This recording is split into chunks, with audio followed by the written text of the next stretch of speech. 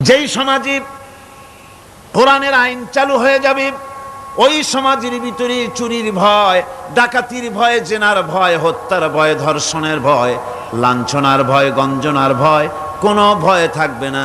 ওয়ালা হুম ইয়াহজানুন, ওই সমাজের মানুষের মনে কোনো চিন্তাও থাকবে না। কিসের চিন্তা থাকবে না? যেই সমাজে কোরআন চালু হয়ে যাবে, কোরআনের আইন দিয়ে সমাজ পরিচালিত হবে, ওই সমাজের মানুষের খাওয়া পড়া, শিক্ষা, চিকিৎসা, বাসস্থানের কোনো চিন্তা থাকবে না। ইসলামী সমাজ তার গ্যারান্টি দেবে। জোরে বলেন সুবহানাল্লাহ, জোরে বলেন আলহামদুলিল্লাহ। এটা আল্লাহ পাকের ওয়াদা। কার ওয়াদা? জোরে কোন তো? আল্লাহ পাক। ফামান তাবিয়া হুদায়া ফালা খাউফুন আলাইহিম ওয়ালা হুম ইয়াহজানুন, আল্লাহ পাকের ওয়াদা। কিন্তু দুর্ভাগ্য আমাদের, আল্লাহর ওয়াদা বিশ্বাস হয় না। ওই যে প্রথম দিন বলেছিলাম